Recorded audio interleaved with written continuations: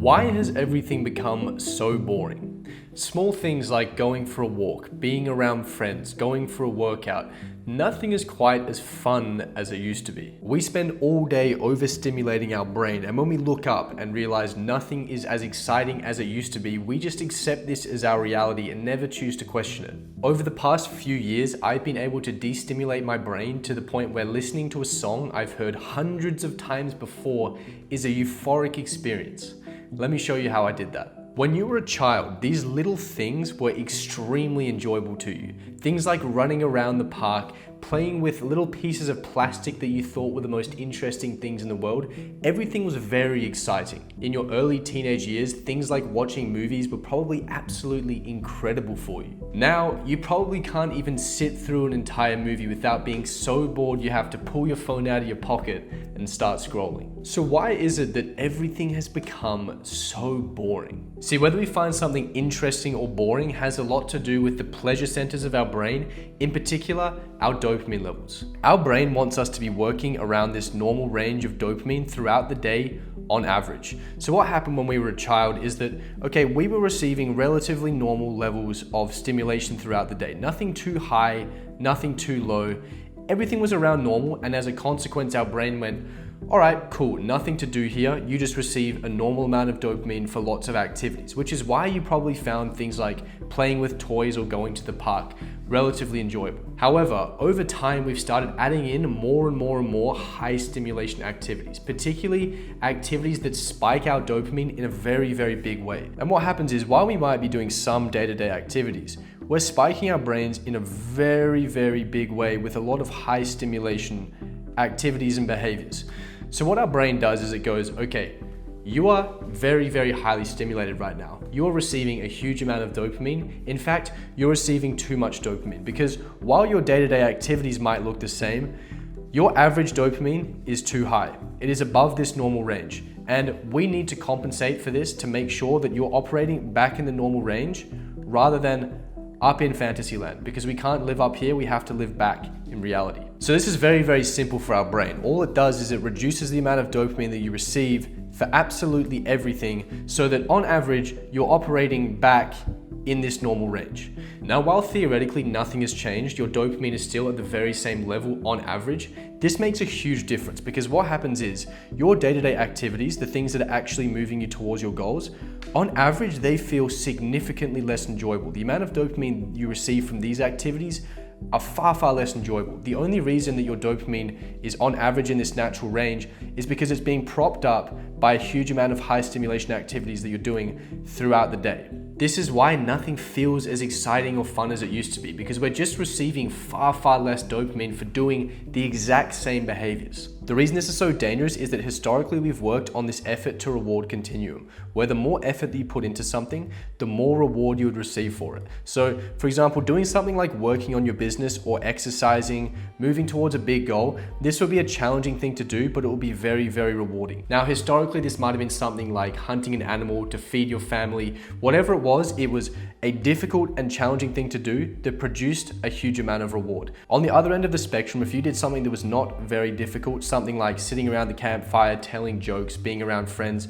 not very difficult and not hugely rewarding. Nothing compared to feeding your family, killing an animal, things like that. The problem that we have now with high stimulation activities is that we can receive more reward from the most challenging things that we do in our life, things like working on our business, things like working out. We can receive more reward for zero effort. The reason this is so dangerous is that if you can instantly receive this level of reward for zero effort entirely, then you're gonna hit that button over and over and over again, which is why we can receive such a huge amount of stimulation for zero effort whatsoever. And the problem here is that if you can just continue to spike your dopamine consistently all the time, then every time you go to do something that's actually related to your goals, it has to produce almost zero dopamine to make up for the fact that you have to be operating around this normal level. This is why this is such a problem, is that if you receive such an insane amount of stimulation all the time over and over again, then your brain has to almost give you zero dopamine for doing anything but this extremely high stimulation activities. Now, the exact same thing was shown in a study on rats. Scientists wired up the nerve centers in the brains of rats so that every time the rats pressed a button, it would release a huge amount of dopamine. Now, what did the rats do? Well, the rats continued to press the button over and over and over again without stopping, some going to the point of dying of exhaustion from doing nothing but pressing this button over and over and over again. And this is what we currently have with this instant ability to receive an insane amount of stimulation all the time, is we just keep pressing the button over and over again to the point where we completely forget about all our goals. We don't want to do anything else. Nothing else is enjoyable except for continuing to press the button. Now, what this has done is it's made everything that isn't online entertainment extremely boring. Extremely boring, to the point where the only things that you want to do is the online entertainment. It is the things that are producing a huge amount of dopamine and stimulating your brain, because you don't want to be spending time down here. Your brain doesn't want you to live here. Your brain wants you to live in the place that is producing the most reward, generally because the things that produce the most reward throughout our history have been associated with us progressing and moving forward. The problem here is that the stimulation we're receiving is in no way linked to any of our goals whatsoever. So all that happens is that our goals become so extremely unenjoyable that we never want to do them. See, realistically, if our goals are sitting down here in relation to online entertainment, we are always going to pick the high stimulation, and we are never, ever going to want to pick the goals, because it is just so extremely unenjoyable and boring relative to the high stimulation activities that we could be doing. If we zoom out big picture here, most of us have at least one, if not multiple goals. The only thing that stands between us and getting to that goal is a set of actions that we have to take.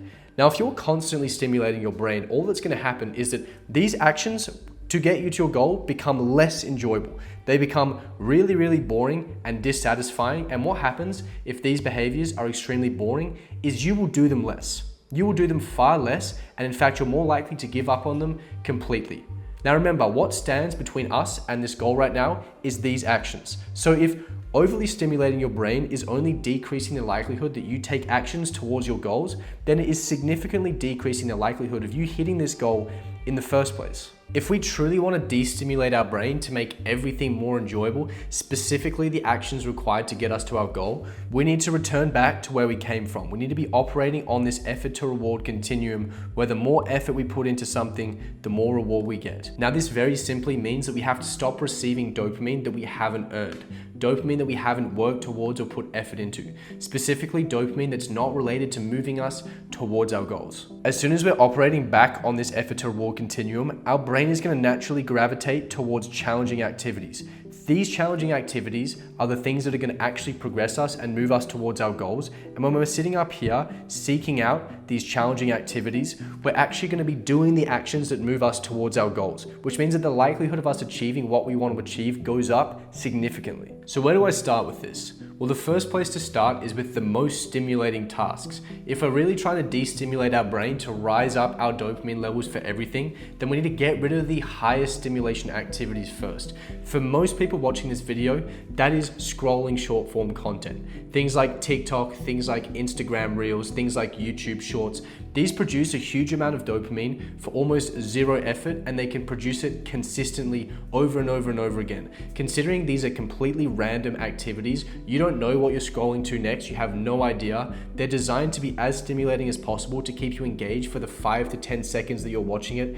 These things produce a crazy amount of dopamine, not to mention the fact that these are tailored for your exact desires. These algorithms are here to produce what gives you the most dopamine to keep you on the platform for as long as possible. So if you really want to de-stimulate your brain as much as possible, if you're consuming short form content at all, that is the first place to start. If you just eliminated short form content, you will de-stimulate your brain significantly. Now, if you really want to take this to the next level, you want to get rid of all online entertainment. This is what I've done since the end of 2024. It has been completely life-changing. And the reason for that is that fundamentally, online entertainment is how we're receiving a huge amount of reward for absolutely zero effort. As soon as you get rid of all of that, you bring yourself back onto the effort to reward continuum. And this is where the big gains are made. This is where you can listen to a song you've heard 100 times before and feel euphoric. Yes, this is possible, and yes, this is something that I experience every single month. See, for the last 10 months, I've been running a marathon every month. And for the last few months, I've decided that, okay, I need to be doing something a little more productive while I'm running these marathons. So this is when I decided that I'm going to listen to a different language, to learn a new language while I'm running these marathons. Now, for the past few marathons, for the first 38 kilometers of that marathon, all I'm doing is I'm listening to language input from the language that I'm trying to learn. So 2 months ago, that was me learning Spanish. I got to the point where I was conversationally fluent. So the last marathon, marathon number 10, I was listening to French content. Now, this whole time, this usually takes me around 5 hours because yes, I'm not the best marathon runner at this point, but I'm really doing something that is very, very low stimulation. It's not very enjoyable whatsoever. So when I get to the point, kilometer 38, where I can go, okay, you can treat yourself to music, and I put music in, even songs that I've heard 100 times before, this is a euphoric experience. Enjoyment is about comparisons, not absolutes. We've just spent the last 5 hours running, listening to super beginner Spanish content, listening to super beginner French content that I've listened to 8 times now. It's been a very boring last 5 hours, very boring and painful. I'm about to put some music in, songs that I've heard hundreds of times before. This is going to be a euphoric experience. Not because the music itself is euphoric, but compared to 5 hours of running, listening to boring French content, this is going to be very, very nice.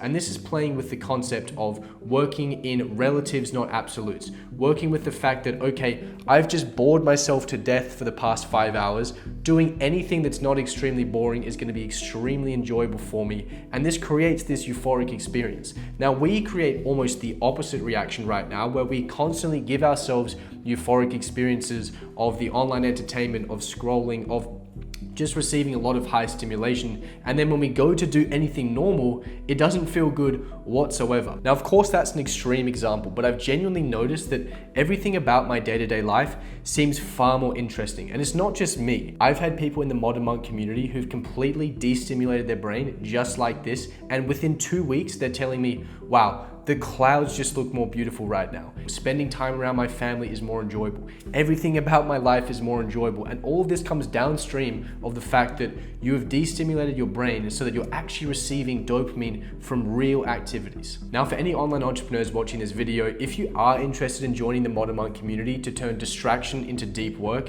then you can join completely for free. I'll leave a link in the description below for that. For everyone else, if you want to figure out how to fix your attention span, then you can check out this video right here. So I'll either see you in that video or in the Modern Monk community.